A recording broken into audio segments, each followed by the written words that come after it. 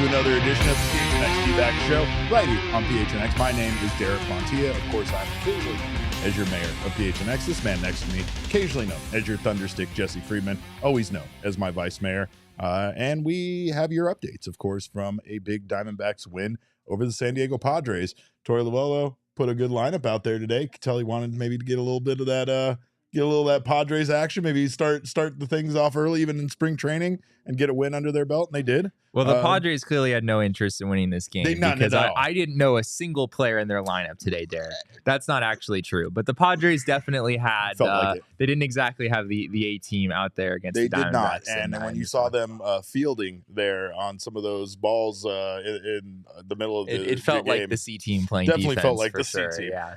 Torey Lovullo made the inevitable C team, I guess, mistake that we knew he was going to make one of these days. There was some confusion today about who would be the DH, whether it was Peterson or Peterson. Yes, those are two different players. Spelled differently, but pronounced like mostly the same. Yeah. Like when I say Peterson for Jace Peterson versus Peterson for Jock Peterson, I feel like I'm basically saying the same thing. And I asked Torey Lovullo, I said, do you feel like it was only a matter of time before someone made the Peterson versus Peterson mistake? And he said, absolutely, it was only a matter of time. Yeah. So, it's spring training in all facets, Derek. Even when it comes to writing up the lineup cards, you have to knock the rust off and make sure we're attending to precision in all the ways that we need to. I'll take it a step further and say I guarantee this won't be the last time that this mistake happens.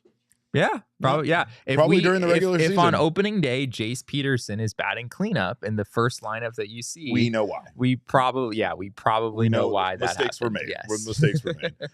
Well, we had a couple of guys that were out due to injury returning to the lineup today. Alek Thomas came back. He looked amazing in the outfield. I made a comment to Jesse that Thomas is once again he's like Christian Walker over there at first base. You just don't really appreciate how easy he makes difficult plays look, how graceful he is. Like he made a sliding catch that just looked like it was routine. And there's nothing routine about making a sliding catch in center field during a baseball game. Yeah, he's good. He's really good. Good at center field. He's good at playing baseball. That's analysis. This is the kind of quality analysis you'll get from Jesse Friedman on this show. Another guy returned to the lineup today, Eugenio Suarez, who may be my new man crush, and deservedly so after the way he performed today.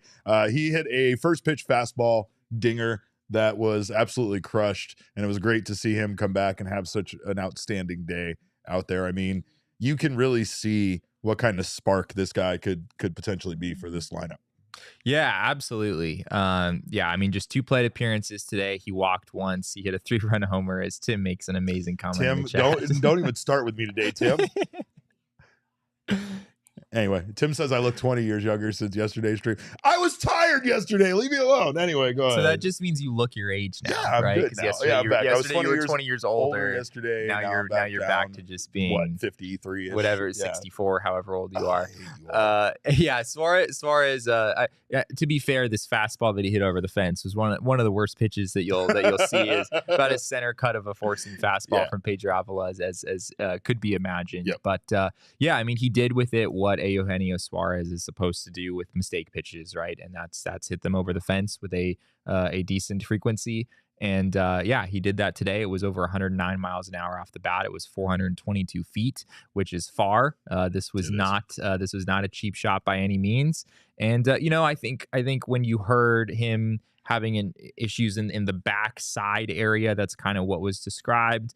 You kind of wonder, like, is this going to affect his power or whatnot? Is that going to be a factor when he comes back? And certainly looks like he's back ready to go, and he hit the ball a very, very long way today. We talked to him after he came out of the game. He talked about how quickly he has felt like he's become part of this Diamondbacks family. And I know, the feeling is kind of mutual there when it comes to Gino, because everybody has already said such wonderful things about him. They've said wonderful things about Eduardo Rodriguez, that both guys have fit in with the team very well. But this is what Gino had to say on just kind of becoming part of this Diamondbacks family. I mean, the way they treat me, is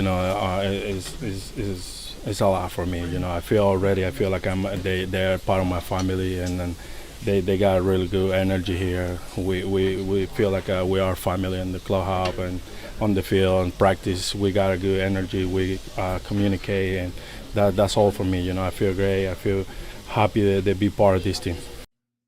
Look at that man. That's why I said that's my new man crush. The hair, the beard, everything. The answers, the sincerity, the love he showed today. It was great. And I mean, honestly, you can see, we talked to Paul Sewald. Paul Sewald kind of said, it's not like the trade for Gino was contingent on what he had to say about him, but they did pick his brain about what kind of, teammate he was. And Paul was very excited for them to be pursuing Suarez and to be bringing him over as a part of this team. He knew how big of a teammate he could be, like what kind of clubhouse guy he could be and how he could add to this team. That whole, we're going to joke the whole year about being connected and dangerous. There's no way we're not, but it's a very real thing. And it's something that Jesse and I actually kind of want to dive into a bit more with Torey, because there is a philosophy that is up on the wall there that we were kind of checking out today.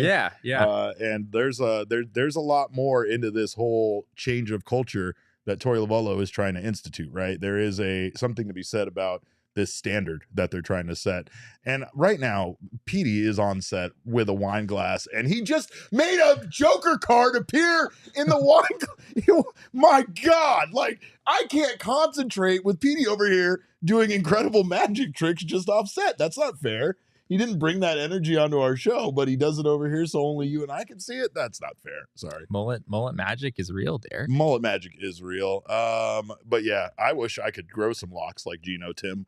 Those days for me are far in the past, but Gino did have himself an incredible day out there. And I mean, he talked again, this is after the game, but this is what he had to say about doing whatever he can to help this team win.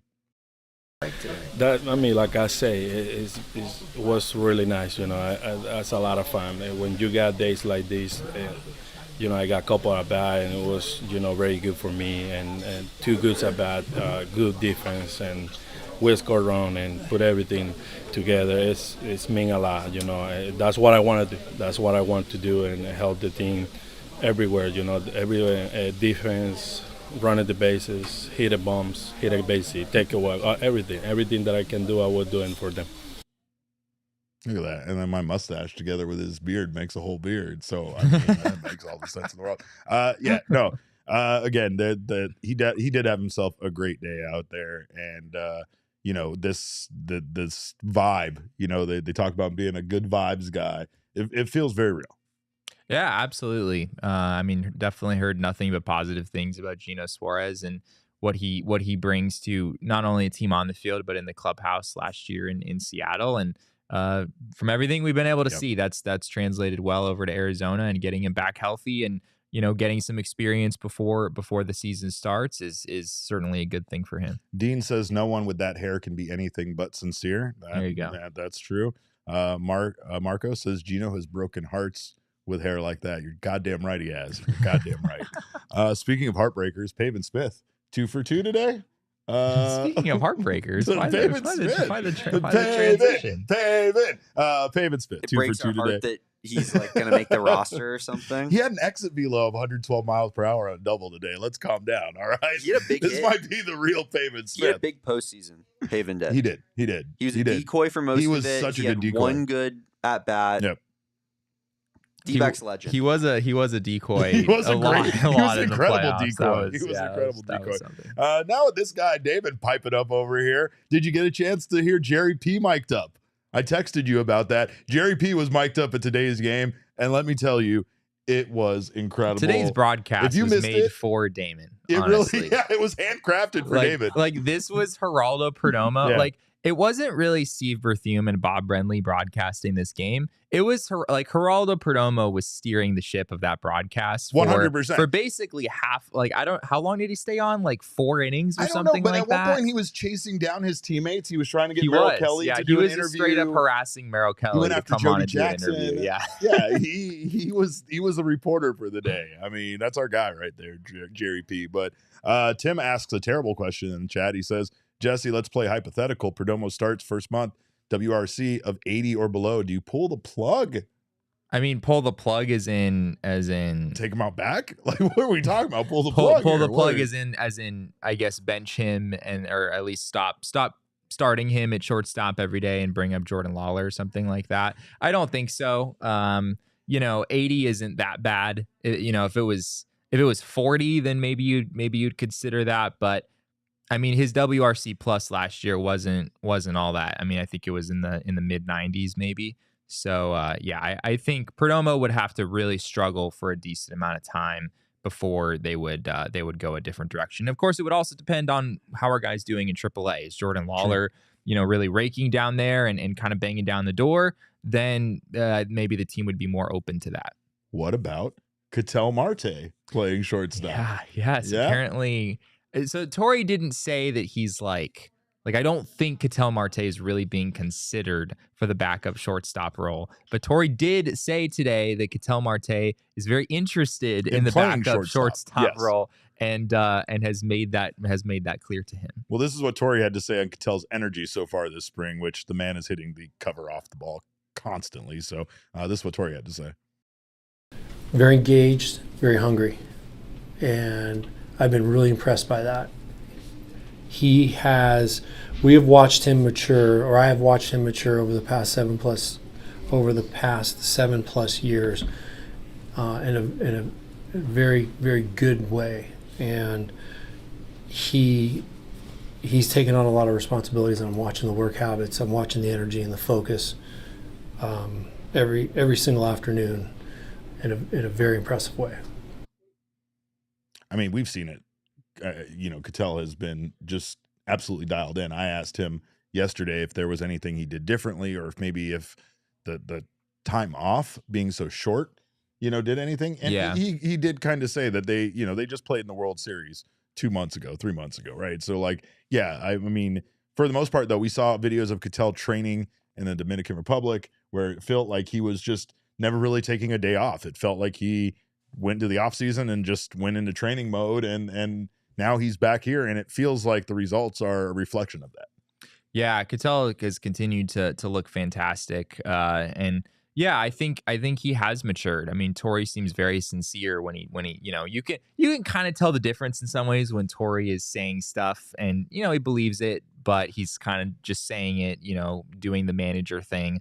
And when he's saying something that he really is like, oh, you kind of struck a chord here. This is something that I very strongly believe right now. And you can tell he really strongly believes that Ketel Marte is not only a better player than he was 7-8 years ago when he first came in the Diamondbacks organization, but just a more mature person in general, a more mature player, a more mature leader around the clubhouse. Yeah. I think there's been a lot of growth there for Ketel and what he brings to the yard every day. And spring training results, again, I'll say it for the 100th time. We're not reading much into that, but he still looks physically in great shape. And that is, the most important thing for Ketel Marte at the end of the day.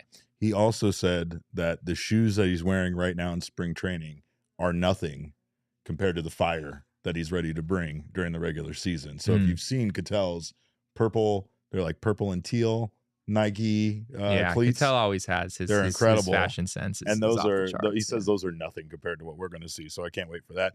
But you can judge Torey's sincerity on this. Here he is talking about Ketel possibly playing some backup shortstop and if that's a reality for this team. When did you talk to him? Today. Yeah, he told me I'll be our backup shortstop. I love that. Maybe he'll enter into the conversation. He loves to play shortstop, but the backup shortstop's probably going to play 20+ games, 30+ games. So I asked him the same thing. I said, "Do you think you can play 30 games over there?" He's like, "Yeah, I'll do anything, whatever you want me to do." But he's a very good shortstop. We can remember when he was healthy and moving well before we put him out to center field. He's a very good shortstop. I just don't know how sincere any of them were in this, right? Like, because I go around this joint, right? I go around this place. I say, like, I'll help out with anything around PHNX, right? Do I really want Jacob to sit me down and go, "Hey, will you produce coyotes really fast?" Like, I don't want that. I'm not ready for that responsibility, right? And if he puts me in that spot, I might have to all of a sudden just go back on the thing I said about being willing to do anything to help out, right? There was a reporter, I believe it was it Barry Bloom, I believe, who Barry Bloom was just coming with the hits today, by the way. Someone incredulously asked, "Are you serious? Like, you're actually considering playing Ketel for like 30 games?" You wanted to confirm, because based on this answer, Torey is talking up Ketel's desire to be that. He's not necessarily in this answer saying that the Diamondbacks are really considering having Ketel Marte as a shortstop. However, he did say Ketel is a really good shortstop multiple times. And I like to think of Torey as an honest, good guy. But I know he's lying to us in that statement.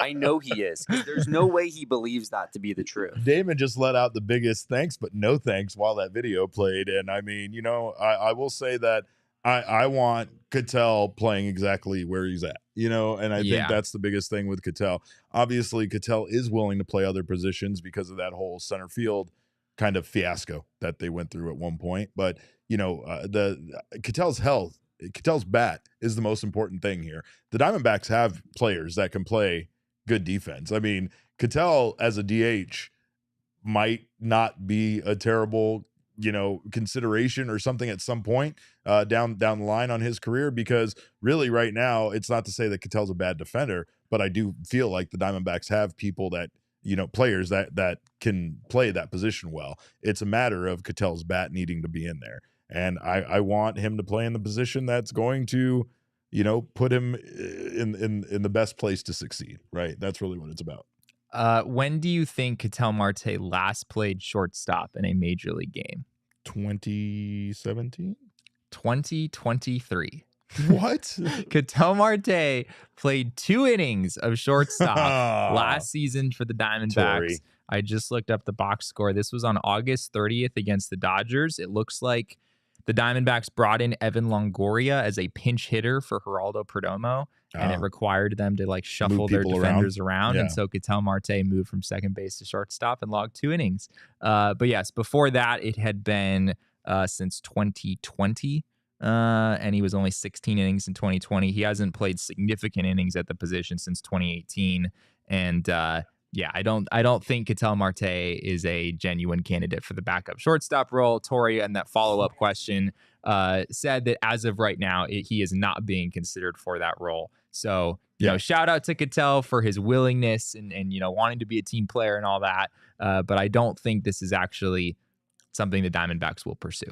I think Tim makes a great point, though. Like, Kevin Newman's confidence must be at an all-time low, considering that if you were to hear that, if you were to see them bring in Elvis and do the things they're doing. Bringing in Elvis for Kevin Newman would be, a sign for sure that like, maybe they're not totally loving what they're seeing from me, or they're bringing in more outside options. Not a great sign for someone like Kevin Newman for sure. And obviously that's not the only, you know, big spot that's up this spring that they have to decide about. Torey doesn't seem to be too concerned yet about any of this. He doesn't seem to be concerned about making a decision or setting a date for when he's going to make a decision for any of these spots. He figures he's going to let it play out as long as he can. But he was asked today once again about that 5th starter spot, and he was kind of basically pressed about if the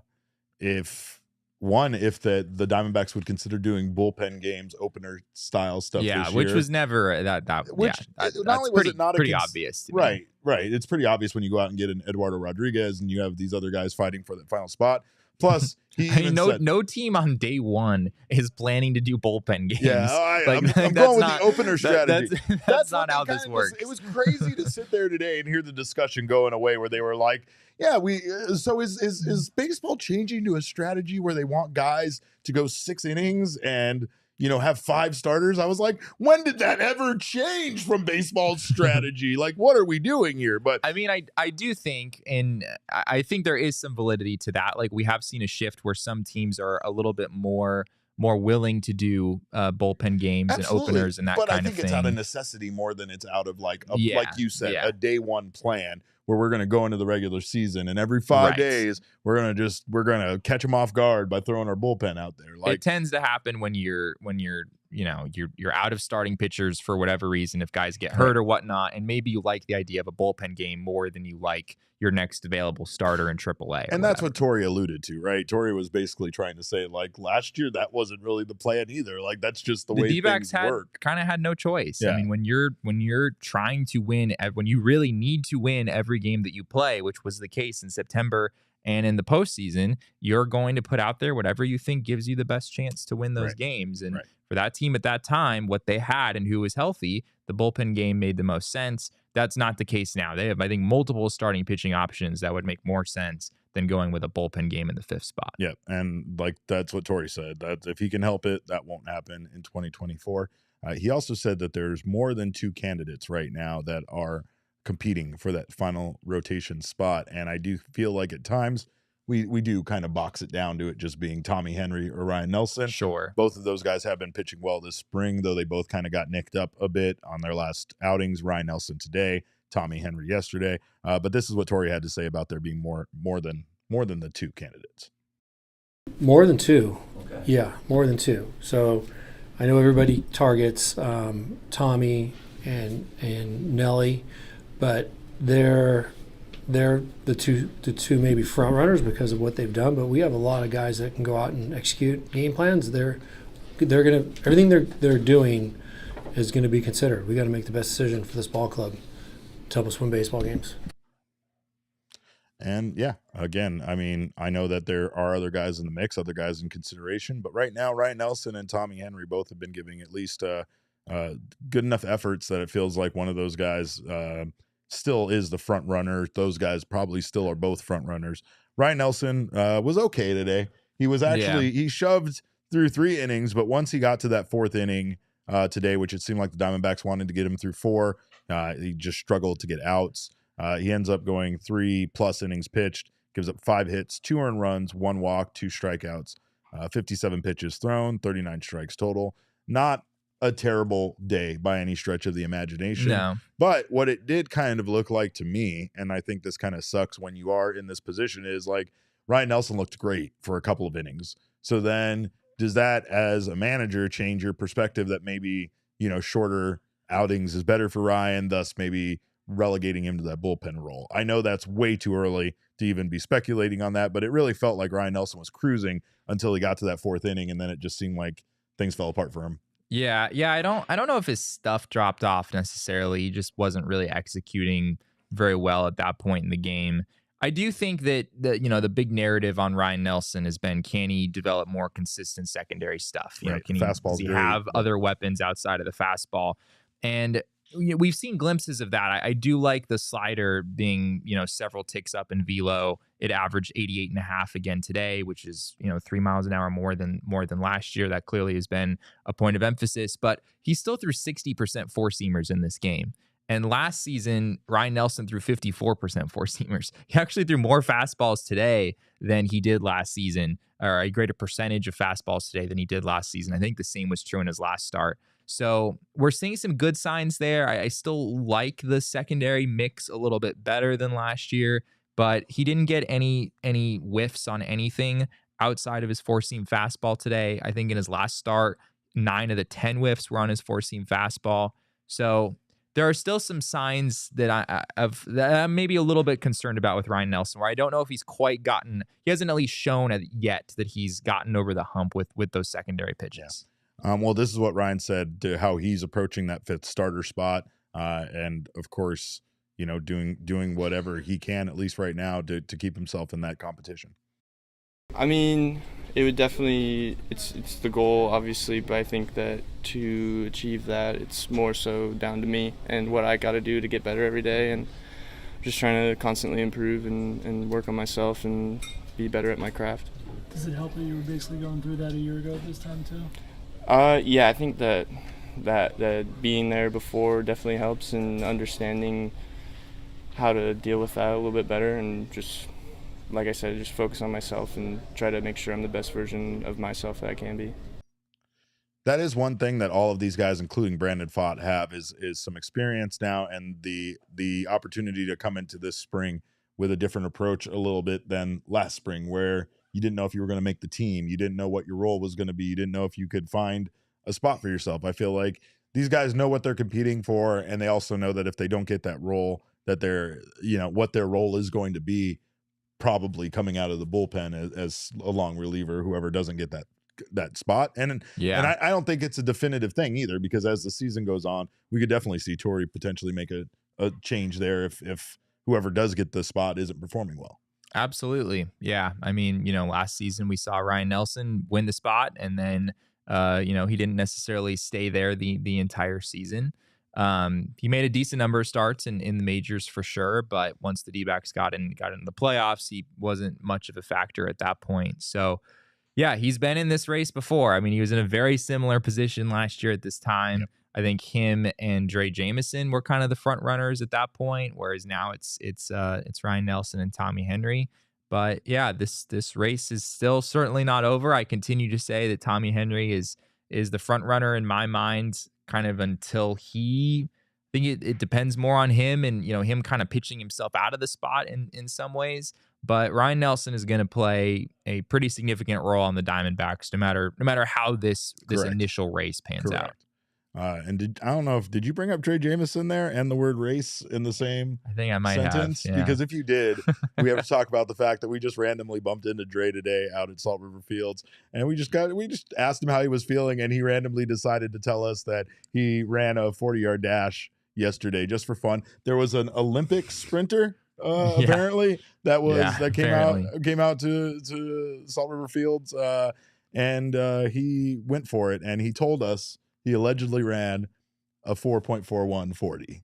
And so, like, the sprinter did 4.35, I think he said, and people were like kind of freaking out about how good a 4.35 was, which I don't really know that much about 40-yard times, to be honest. But I'm told that 4.35 and 4.41 those are both very good. Very good. Very fast. Very fast. Very fast. And so, like, what I'm saying is, where can we get Drey Jameson? Like, he doesn't have to pitch. We can get him on the roster pinch running, right? Can we not? I mean, that seems like I would. I'm not going to tell Torey how to do his job. Look, you guys do your thing over there. I'm just suggesting that if the man can run a 4, maybe he doesn't need to be a pitcher anymore at all. I don't know. It's just crazy to think that he could be that fast as a pitcher. It's a wasted skill on a pitcher. It really is. When does he have to sprint to go cover first? I mean, come on. Anyway, we thank you guys for being here in the PHNX Sports YouTube channel so much. Of course, if you haven't subscribed to our channel yet, what are you doing? Make sure to do so right now. Sign up for notifications. That way you don't miss when any of our wonderful shows go live. Leave us a like. We always love when you drop those attaboys on us. If you're listening on the audio podcasting side, we love our listeners. We appreciate you guys as well. Make sure you guys leave us a review, and make sure you're subscribed on your favorite audio podcasting app over there. Jesse, this weekend, Phoenix Raceway, that's where we will be. That's where the PHNX crew will be having fun out there for the Shriners Children's 500 at Phoenix Raceway. Of course, March 8th through the 10th. We cannot wait. They're going to have all sorts of Q&As with drivers. There's going to be so much fun to be had. So whether you're a diehard racing fan like my wife, or simply looking for a fantastic day out with some alcohol like me, this event promises fun for everyone, from live entertainment, fan hospitality areas, an immersive infield experience, plus incredible cars going very, very fast. Maybe as fast as Drey Jameson. I don't know. I don't know if the cars go faster than Drey, but get your tickets right now to the Shriners Children's 500 at Phoenix Raceway, March 8th through the 10th. It promises a weekend of good vibes for the whole family. Get your reserved grandstand tickets now at phoenixraceway.com. Also, check out our friends at Desert Financial Credit Union, because for more than 84 years, Desert Financial has been Arizona's largest, most trusted local credit union. Of course, they got me started on my home ownership journey, as I've talked about. They can get you started on yours as well. You can look to Desert Financial for checking and savings accounts, mortgages, loans, credit cards, investment options, and more. More than anything, you can look to Desert Financial for peace of mind, to know that you are banking with a credit union that is committed to giving back to their community and giving back to their customers. So when you open a free checking account online right now, you get $200 in bonuses. Get started by visiting desertfinancial.com/200. I guess it's time for us to start prepping for the regular season. And in doing so, we have to start making enemies, right? That's the only way Correct. that this Yes, can of course. begin. So it is Tuesday. And you know what we do on Tuesday. We haven't been doing it for very long, but it's Tier Maker Tuesday. So we are going to now do a little tier ranking of National League baseball teams. Is that right?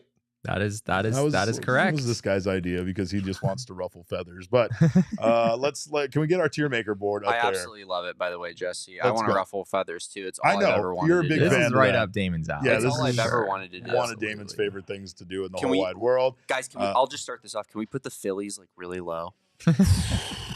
I mean, Like so low that like they get mad? yeah, you just want to start off with that. I just want to You throw it can out put there. them in F tier right now Because and of then the we'll move 'em. existence of PHOI and CHGO, we Right. should probably put the Cubs and the Phillies like at least one full tier lower than where they But the really White belong. Sox are just so irrelevant. We don't even mention Who? them. They're an AL team. We don't Oh, care about They that. are AL. quite That's literally true. irrelevant. They are in this irrelevant tier, in in this this tier particular. ranking. Yes. So- I was just imagining a world where Jesse was just forgetting about the White Sox again, so he was just roasting them again. Right. We watched the White Sox beat the Diamondbacks, so I don't know how much roasting we can do right now. But what we can do is we could start off by putting the Colorado Rockies in the F tier. I mean, I don't think that there's any All right, that's question a good about play that. off the bat. Is that a good start? Yeah, I think so. Okay. I mean, there's the DNVR, right? So let's just shoot. Let's take shots right now. They're a terrible baseball team, and they're going to continue to be terrible. But you know what they're also going to do? They're going to continue to like have crazy attendance, and it's going to infuriate the true fans so much that they can never send the proper message to their ownership with that going on. Are we going like from the bottom up? Is that how No, we're? Is I that don't how we're care. doing No, this? I just wanted to start things off with the Rockies. I think in that the was F a tier. good start. Yeah, right. Yeah. Like you said, you wanted to ruffle feathers. You said you wanted to make enemies. So let's just start off right away. All right, I'm gonna stick with the trend of bad baseball teams. Okay. We're gonna keep going from the bottom here. Okay. The Washington Nationals Yes. are probably the next team. F tier. I think that's probably fair. That's more than fair. Yeah. They are projected for 58.6 wins on Pacoda. And It's pretty bad. I saw that satin starter jacket that they have on.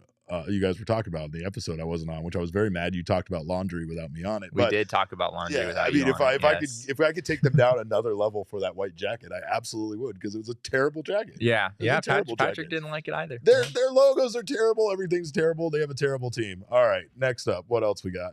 Elise says DNVR has to know the Rockies are terrible. I don't think they'll be offended. Yeah, you're right about that. We all know how if they, bad the Rockies if are. they have a problem with the Rockies being an F tier, they're kind of just wrong, right? Yeah. Like that's Yeah. just kind of the reality of the Right. situation at this point. Right. Okay. So I think we should close out the F category. I don't know if you have more teams than this, but I'm putting the Pirates in the F category.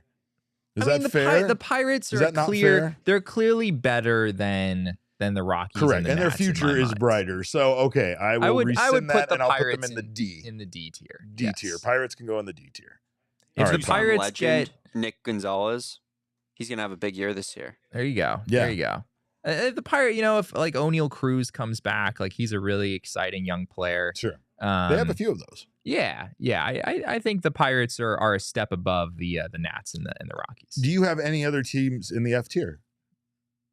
No, I don't think the F tier. Okay. I think it's probably just the Rockies and the Nats. All right, then let's move up to essentially. Oh wait, we have a D tier. Okay, it's C tier. Okay, so Pirates, I'm putting in the D tier, and They might be alone there, honestly. I don't really have a lot of others. Yeah, because like the Mets were obviously a pretty miserable team last year, Right. but they're like projected to be an above 500 team, which I don't know if I fully buy that, but I think they're better than a D tier team. okay, so where would Um, you put the Mets, as a C or a B? Since we're talking about them, let's just rank them. yeah, that's tough. I get what you're saying. I and think I would probably put the Mets in the C tier. Okay. Kodai Senga, I believe, is potentially not on track to be ready for opening day, Correct. which is a big problem for them. Their position player group is I think better than people maybe think it is. They obviously, things weren't great for them last year, but you talk about, having Pete Alonso and Francisco Lindor. Francisco Alvarez is a player I really like. Brandon Nimmo. They made some additions this offseason. They're a decent team. I think C is pretty fair. We need to clarify for the chat. I know that there's a lot of logos on here because these are all the Major League Baseball teams, but we are only tier ranking National League Baseball teams. So no, the Oakland A's would not be a part of this, nor would the Chicago White Sox, nor would any of the teams. Yeah, in the that's American fair. League. That's fair. Yes. If anyone came in thinking that we Marcos were doing the is whole upset. league, He wants to know what the hell we're doing, and that's fair because he said the A's are at F tier. What the heck? Yeah, no, that's fine. talk about not knowing baseball, Derek. Right. If we had just skipped over F and D and we're like, all right, we're in C. We're like, in C now, what do you think? and The all A's, the other teams are this high or A's in better. the B tier or the C tier, Derek? I don't know. All right. Well, I want to definitely put the Cardinals in the C tier. That's who I think belongs in the C tier. Okay. Because I think their offseason moves were trash, and I think they're still going to be a bad baseball team. They might be the Interesting. definition of a C tier team. Right?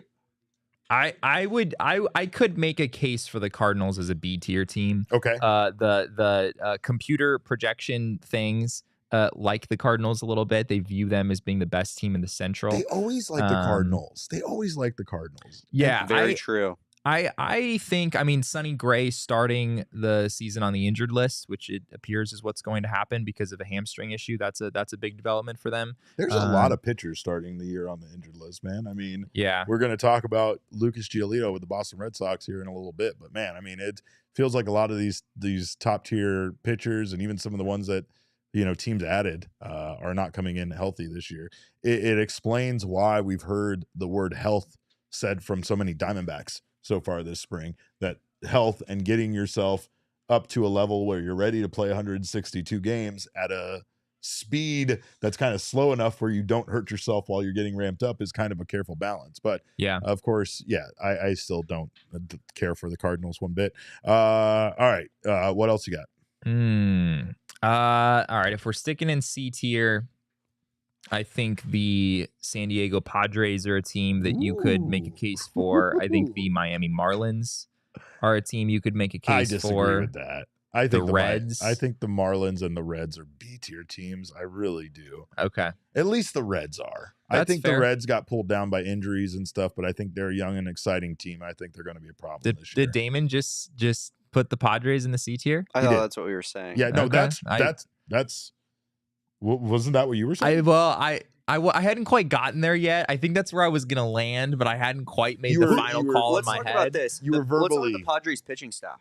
Let's talk about the rotation. Yeah, let's talk How about can it, you put Jesse. them in B tier with that rotation? Correct. Musgrove, answer me, Musgrove Jesse. and Darvish is a pretty decent one too, but you're right that there's a lot of question marks after that. They You're don't just really saying Darvish because we're Diamondbacks fans. the That's one Padres reason why the you're saying Padres Darvish. don't do outfielders anymore. Like that's just not a thing that they have Tatis, right, who can play right field. But center field and left field, they just kind of traded away some guys and then they didn't replace them, which continues to be bizarre. They just didn't do much. They didn't do anything. What did the Padres do this offseason? They signed Yuki Matsui. I think their bullpen is decent. Obviously the Juan Soto trade was huge, but it was bigger for the it was bigger in the immediate sense for the New York Yankees than it was for the San Diego Padres. So Tim's saying the Padres got good depth from the Yankees in that trade for Juan Soto. So I guess I like don't... Michael King. I think Michael King, the centerpiece of that trade, could be a good starter for them. I'm between B and C on the Padres. What do you think? That means they're a C team. That means that's where we're putting them. All right. Reds stay in B. Let's go back to the tier list. Reds staying in B. I'll let you put the Marlins in the C tier. Because, again, I don't think the Marlins really did much to get better, in my opinion, this offseason. That's how I feel. Yeah, that's fair. The Marlins were a fairly heavy negative run differential team last year. They still managed to find their way into the playoffs. And is Luis Suarez going to hit 300 and 360 again next year, 350 again next year? Yeah, might, but- probably not. They don't have Jorge Soler anymore. That's a pretty big loss for them. Yeah. They signed Tim Anderson, which that not necessarily a huge upgrade on paper. Their starting rotation has depth and is pretty darn good. I do like their starting rotation a lot. They've got some pieces in the bullpen. Tanner Scott is great, but yeah, their offense continues to have some question marks. I think C is pretty fair for the Marlins. Okay. I think Tim Anderson is a good buy low guy. He could be. this I mean, year. Tim Yeah. Anderson. Tim Anderson at his best was a pretty darn good baseball He was player. putrid last year. I doubt he reciprocates that. Yeah, he was pretty bad. He had a 60 WRC plus and hit 1 home run in 524 plate appearances. That would be shocking if he does that again, in my opinion. I would take the over on 1.5 I would on too. 0.5 homers on Yeah. 1.5 homers. I'm taking over 1.5. I'm taking the over on that. What about the Cubs? Chicago Cubs. I lean B. Yeah, that's where I have them too. I I mean, have the they Cubs they in were B. like plus 100 last year. I know the you just slip when you just have did. to It was put a them in the slip. in the D tier for a I think second it was there. my subconscious. I couldn't put CHGO Cubs like in a similar tier to the Diamondbacks Yeah. where they're probably going to be. It was hard for me to do for a Yeah, I second. get it. I figured that'd be difficult for you, Damon. I get it. Yeah, the Cubs. I mean, I could make a case for the Cardinals being a better team than the Cubs, but I think based on the seasons that those two teams had last year, I'm pretty comfortable putting the Cubs ahead of the Cardinals. I didn't love the Cubs offseason, at least what's happened so far. Obviously, getting Cody Bellinger back was a really big development for them, Really but was. that's something they just kind of had to do. I like the Shota Imanaga move that they made. He's kind of coming in, replacing Marcus Stroman. They got Hector Neris for the bullpen. So they've done some things, but it seems like they're mostly bringing the same team back. They also were a pretty decent team last year. I mean, they didn't make the playoffs, but they were close, and their run differential suggested that they were a lot better than their record showed. So I think B is pretty fair there. All right. So where do you want to put the Brewers? I mean, this That's a tough bunch one. of mediocre National League Central teams. Yeah, and I think I don't know. We're gonna have to figure out where to put the Giants here at some point too. The Brewers, I mean, it's between B and C. I can very comfortably say that. Yeah. They don't have Corbin Burns anymore, which is obviously a big loss. Their offense, there are some question marks. They did bring in Rhys Hoskins, which is a pretty big add for them. Gary Sanchez, that move took about like a month to be made official after it was first reported, which was kind of funny, but it was made official eventually. Their rotation isn't what it used to be. I mean, it's Freddie Peralta. They're not going to get Brandon Woodruff back this year, which is tough. I don't know. How do you feel between B and C? I could go either way. I would say they're a C tier team. I think that they didn't get better pitching wise. Like you said, Brandon Woodruff is a question mark. They're not going to, he's not going to pitch. Yeah. So, I mean, it's basically, a loss of their two studs, right? I mean, Yeah. I can't imagine that you would still see them as being a favorite to win that division. That's probably why St. Louis arguably could be a B tier team. They probably have a good chance of winning that division. It might be between those three teams if St. Louis was up there in the B tier, but yeah, no, Brewers, I think, are definitely a C tier team. So in the Central, this is interesting. We put the Reds and the Cubs in B, and then we've put the Cardinals and the Brewers in C. That's what we've done. Do you agree with the Reds being in B? Yeah, that's another one that's really hard between those two. I think Hunter Green is going to have a really good season and could really elevate the Reds. They really just need that frontline starting pitcher, right? Yeah, We talked about and they the lost. Reds Diamondbacks comparison, and they just don't have the Zach Gallen, Merrill Kelly at the top. Right. So they need that, but I think Hunter Green could be not necessarily quite like a Zach Gallen, but I think he could have a really good season. He really was trending upward toward the end of last year. They've got some good young pitchers as well. So yeah, you could make a case either way. I think I'm okay leaving them in B. The Reds could really be I don't know if they're connected, but man, could you imagine if they brought on a Jordan Montgomery or a Blake Snell and how that would... Anytime the word connected comes out of your mouth, I immediately think the dangerous is like right around the corner. I actually thought you were going to say, I don't know if they're connected, but they could be dangerous. I mean, That's exactly what I thought too. I say other words sometimes, you guys. The Reds winning the Central would feed families. Yeah. The Reds are cool, man. I mean, the Reds are fun. Like they're TJ exciting, Friedel, too. Matt McLean, Spencer Steer, Ellie De La Cruz, Yeah. Christian Encarnacion Strand, Noelvi Marte. They got Jeimer Candelario. Jonathan India is somehow still there. I don't know what position he's going to play. But yeah, they're a fun team that I think has a pretty dang high ceiling because of all those young players and what they could bring. Also, Tim makes a good point in the chat about Jackson Chourio with the Brewers. We didn't mention him. He's a huge factor for them this season. Yeah. But it's hard to elevate them based on a guy that we haven't actually seen in a major league game yet. Sure.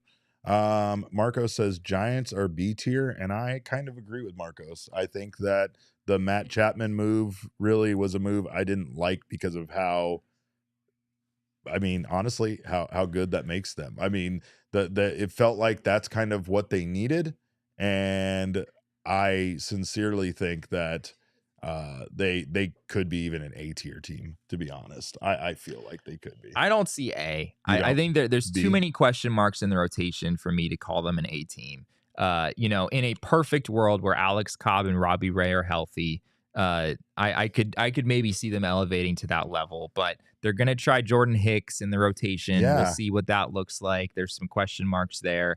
Logan Webb is really the only guy in the rotation that's like, I know what I'm getting. This guy is good, right? Kyle Harrison, a prospect, in one of their top pitching prospects, is going to probably, be counted on in a bigger way this year. So, there's a lot of question marks in that rotation. I think what we don't know is how is a Bob Melvin Giants team going to be, right? Because that's the big change there. And we know this team, like, it felt like the Giants did a lot without having much. We talked about how they had all of these guys that hit 230 and stuff on their, as part of their lineup. But it really does feel like they were a team last year that was much better than it felt like they had any business being at times as far as record wise. Sure. All the bullpen games that they were throwing out there, all of that stuff. So it wasn't pretty. It wasn't, right? But it was effective, right? And of course, that's what happens when you have a very, very handsome manager. Correct. Now you have a very, very good manager in Bob Melvin, but not nearly as handsome. So I don't know how that's going to work out for them. But I will say that it's the Giants do worry me a little bit with Bob Melvin there, with the pieces they've added. I feel like they are a better team. And I think they're just going to make the National League West that much more difficult for the Diamondbacks. Yeah, I think I would say B for the Giants. Okay. I think the ceiling is fairly high because of Robbie Ray, because of Alex Cobb once he gets healthy. But yeah, I can't put the Giants in an A. I think before Matt Chapman, I would have fairly confidently put the Giants in the C range. Yeah. And now I feel comfortable putting them up in the B category. All right. Well, we got the Diamondbacks and the Phillies, and of course, those are our A teams, right? Yeah. That feels pretty. I don't clear. want to give the Phillies that credit, but they deserve it, so we'll do it. As much as I want to do it just out of spite or pettiness, I want to put them. I mean, let's put. You know what, Damon? Just for a second, throw them in F tier. The Phillies? Yeah, just put them in. Put them in jail for a little while. You just want to see what it looks like. That looks good. Doesn't that look good? I like down that. there. I like that. That's where they belong. I just wanted to try it on. Should I make like a Drew Stubbs tier? Yeah. And they just get to be there by Stubbs. themselves. Yeah, sure, whatever. Yeah. The Philly fanatic is what you really even remember his name. Is it Drew Stubbs? Is like the guy who played shortstop for like a long time. Yeah, a long time Cincinnati Red, right? Yeah. Phillies and you can Diamondbacks. put back in the A tier. Phillies and Diamondbacks in A. I don't think that the difference between the Diamondbacks and some of the teams that we have below them is necessarily enormous. I mean, you look at the projections, the Diamondbacks versus, like the Diamondbacks, according to Baseball Prospectus, are projected for half a win more than the Cardinals. So the projections don't quite line up necessarily with what we're saying here, but the Diamondbacks computers are stupid. We know that. They were just in the World Series, and they had a good offseason, which we've talked about at length. And yeah, I think at this point, you'd rather be the Diamondbacks than you would be the Giants or the Cubs or the Cardinals or the Brewers, any of those teams. You would rather be the Diamondbacks. Maybe the difference isn't massive. It's not as massive as the difference between a couple of other teams we're about to talk about and the rest of the National League.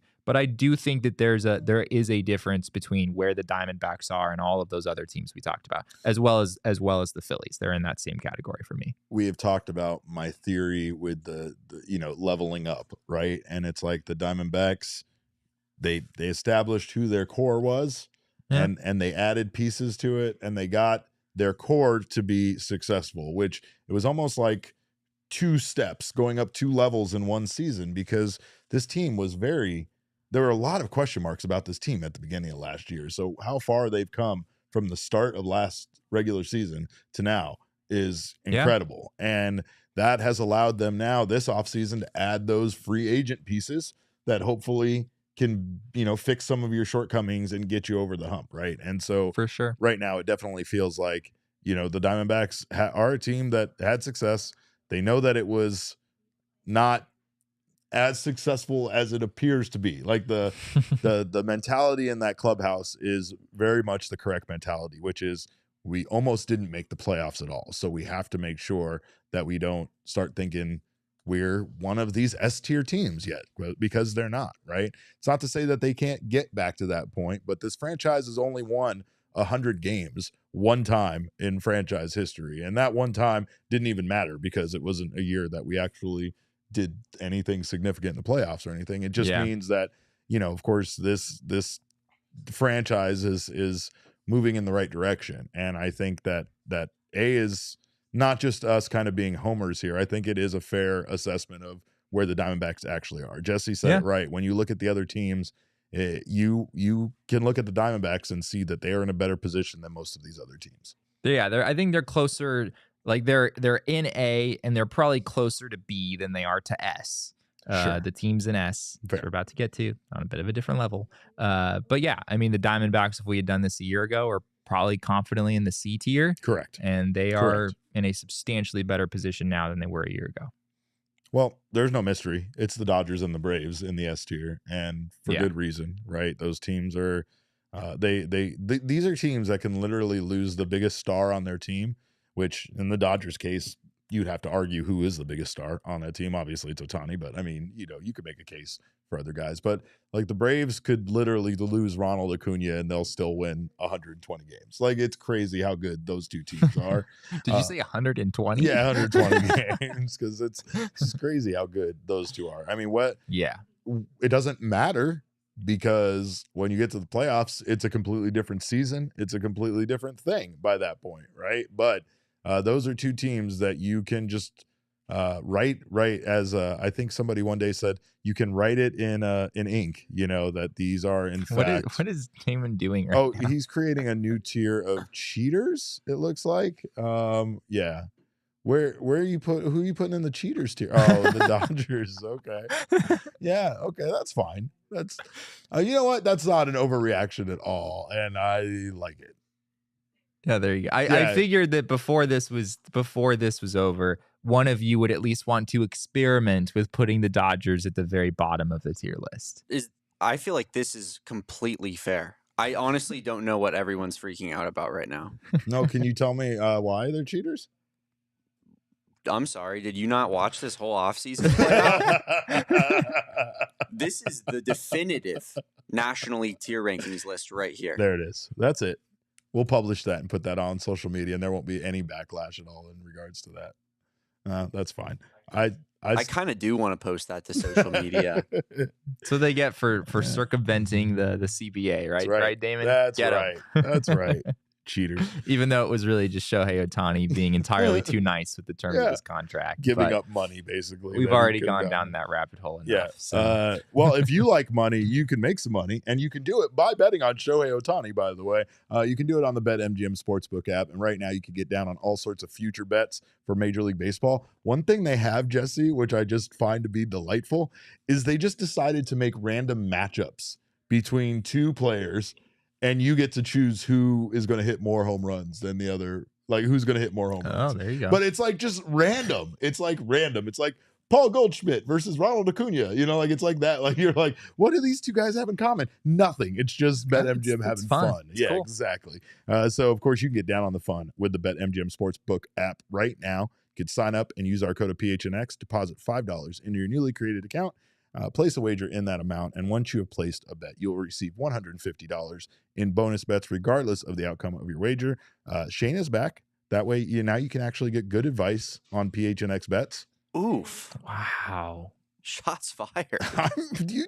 You can take that statement however you wish to. But Derek, I'm just I saying. produced that show one day, like 2 You weeks ago. actually I did. am deeply offended by this. should All right. be. Me and You Damon should are a be. package Jesse deal. went crazy. He said there was lots of music and stuff. It was complicated. It was his- so He complicated. put his producer hat on and he started cooking. Proud of him. Proud of It him. was Well, pretty impressive. sign up for BetMGM, and then you can use their wonderful advice over there. Use your bonus code of PHNX. Place your first BetMGM sportsbook wager through the sportsbook mobile application for at least $5. You will receive $150 instantly in additional winnings regardless of your wager's outcome. Check out the show notes for full details. And now listen to our guy Damon talk about the disclaimer. Gambling problem? Call 1-800-GAMBLER. Available in the U.S. Call 877-8-HOPE-NY or text HOPE-NY 467-369 New York. Call 1-800-327-5050 Massachusetts. 21 plus to wager. Please gamble responsibly. Call 1-800-NEXT-STEP Arizona. 1-800-BETS-OFF Iowa. 1-800-270-7117 for confidential help Michigan. 1-800-981-0023 Puerto Rico in partnership with Kansas Crossing Casino and Hotel. Visit BetMGM.com for terms. This promotional offer is not available in New York, Nevada, Ontario, or Puerto Rico. Puerto Rico. All right. Well, Gila River Resorts and Casinos, by the way, nobody does it better than them. We're going to be having all sorts of fun events out there at Gila River, so make sure to keep an eye on that here with our with all of our stuff going on at PHNX. But also check out Gila River anytime. They offer an authentic and immersive experience. They have an unprecedented level of entertainment and excitement you won't find anywhere else here in the Valley, and they've set a high bar. Of course, you don't have to leave for a vacation. You don't have to go to Las Vegas. You can get all that fun with their 800 slot machines, their 15 blackjack tables, and their live gaming tables, as well as Arizona's largest casino sportsbook right here in town. Head over to Gila River Resorts and Casinos and let them show you what next level is all about. You do you at Gila River Resorts and Casinos. Visit playatgila.com for more details. We're doing our PHNX Cardinals watch party at Gila River That's right. Resorts and Casinos. Jesse, would you like to go to that? I would. Oh, that sounds good. Okay, Derek, I'll see if I can get you on the list. It's gonna be pretty tight. Yeah, there we go. Yeah. But I'll He's doing the thing again. I'm gonna just. Huh? I'm Why gonna, is he gatekeeping Gila River Resorts and Casinos from me? That doesn't seem fair. Is he gaslighting me or is he gatekeeping? I know just, what. I think Jesse, there's I a- just said I'll see if I can get him on the list. How much else Yeah, does he he's- want? All right. I well, mean, he's already doing you a We'll see. solid, Derek. We'll I mean, see. getting you into that place. all right. Well, Tall we know, order. we know whose dog I am and whose dog I am not. But you talked about Cardinals. Sonny Gray has a mild hamstring. He could start the season on the IL. Astros, Justin Verlander will start the season on the IL with shoulder soreness. All sorts of bad things, but the worst one obviously has to be the Boston Red Sox signing Lucas Giolito to a 2-year, $38.5 million deal this offseason, only for him to possibly miss the entire 2024 season with a partial UCL tear. Yeah, he had Tommy John surgery, I think, back in 2012, like when he was first drafted. So it would be his second Tommy John surgery if indeed that is the path that they go there. Very bad news for the Boston Red Sox, and yet potentially good news for Scott Boras. Oh, Scott Boras is licking his chops right now. Yeah, He's yeah. like, this is why we wait. This is why we play the game. You're right, Right. exactly. This is what we play it for. Yeah, he's going to definitely get the money he's seeking for those guys. Hopefully he doesn't. I don't know. I just need him to learn his lesson. But yeah, it's definitely unfortunate. Again, I hate to reiterate something I said earlier, but that is why the Diamondbacks keep reinforcing the whole thing about health. Getting through spring training and these meaningless games Yeah. without a major injury is pretty difficult. Sometimes, it's just going to happen. It's the luck of the draw.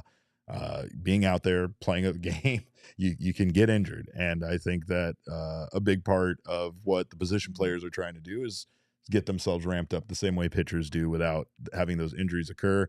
Diamondbacks, lucky so far, but they've even had a couple of guys miss time. Alec Thomas, like we said, Yeah. the guys that came back today, Gino and Alec Thomas missed some time. Yeah, and Randall Grichuk is another name to That's keep right. an eye on. Torey Lovullo was not willing to say anything about his status for opening day, that potentially being an issue today, but it does seem like he needs to get into a game fairly soon. Yeah. And in order to be ready for opening day, I know the Diamondbacks could roster him on opening day and just not have him be available in the field, just use him as a designated hitter only for a while. But that is something to monitor. He has not yet been cleared for all baseball activities. Correct. And therefore has not played in an actual game. he will need to clear that bar before playing in a regular season game for sure. Well, in unpopular news, I guess you could say, the Oakland A's continue their move to Las Vegas, and they have revealed conceptual drawings of what their new stadium in Las Vegas is going to look like. And as much as people are probably going to hate me and Jesse for saying this, it kind of looks incredible. Like, it kind of looks like everything we would want, like, out of Chase Field. Las Vegas is still very hot. They have to deal with the exact same problems with having a ballpark that the Arizona Diamondbacks do. But look at this. Look at this. This is incredible. Jesse, what is that scoreboard on the roof? Yeah, it is pretty remarkable. I love the amount of natural light that comes inside this building. And the skyline of having the, New York, and MGM Grand and all that stuff out there in the background of that, the outfield. That looks amazing. That's Vegas in the background, Derek. That's not New York. No, that's New York. It's a hotel, Jesse. I know you don't frequent Vegas very often. I've lost a lot of money in that building, but it looks like the Sydney Opera House from the outside. And I think it does. It's a really funky design, but it feels like it fits very well into Las Vegas, right? Like, you have the Sphere right there. You have all sorts of other crazy looking buildings. I think that this looks really cool, man. I mean, as far as a baseball stadium goes, I would like to go to this. I was in Miami and I saw the Lone Depot Park for the first time in person. Oh. And that's a very interesting building as well. It kind of has a little bit of that going on, but PW Pond Donkey says AC working overtime in that building. Yeah, for sure. There's a lot of light coming in. You'd think there is a cost to bringing all that light in from the outside. Can we look at the picture that has the scoreboard on it one more time? Because I do just have to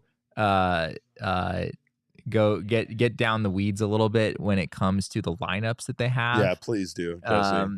So yeah, you're gonna have to zoom in. You might not really be able to make this out, but they have Grichuk on the scoreboard on the Angels side. So apparently, whenever this stadium opens, Randall Grichuk will have found his way back to the Angels, is sort of their assumption. They also have like exceptionally good batting averages for like everyone on the list. Yeah, which a lot of guys hitting over 300. Yeah, which I also find fascinating. They have the A's having like all of the players that they have now, except all of those players like suddenly being very, very good.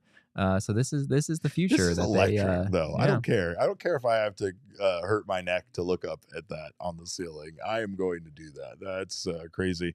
Tim says batter's eye would be dangerous. Yeah, they don't give a damn about batter's eye anymore. They don't care about that anymore.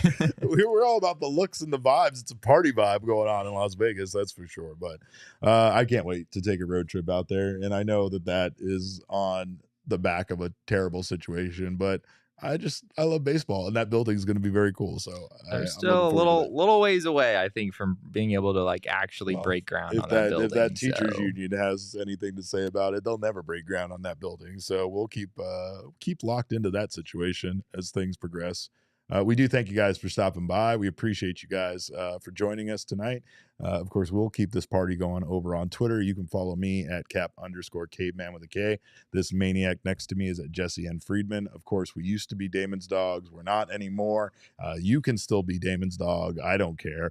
You can follow him on Twitter. It's Did at Derek not start it with the betting advice shot? Maybe we were very cordial. We were connected. We were dangerous. Lindsay says I did. And all of a sudden, Derek, out of left field, just shoots me in the heart. I don't care what you have to say. Lindsay saying that I did start it. I mean, she's usually pretty honest about stuff. And all I will say is Lindsay. Gerald says no. Oh man, stay tuned for the Sun Show. That's going to be a burner next. But yeah, all I will say is that Alec Thomas came up to Derek in the clubhouse today and said, "Hey, dog." Yeah. And I was like, this isn't, Damon's going to be furious about this. We are Alex dogs.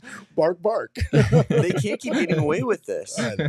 I'm sorry. They love me. Anyway, follow all of us on Twitter. Damon is at Damon Dog. Of course, our show is at PHNX_DBacks. But all roads do lead to at PHNX_sports on Twitter, Instagram, and Facebook. We appreciate you guys for joining us. We thank you so much for stopping by. Have a wonderful night. We will see you tomorrow again. Off day tomorrow. 1 p.m. 1 tomorrow. p.m. So back to the old time. So make sure to join us at 1 p.m. tomorrow. And in the meantime, keep it classy. We appreciate you guys. Thank you so much for your time. And remember, kids, baseball is fun, but it is so much more fun when Gino mashes dingers. like the mayor.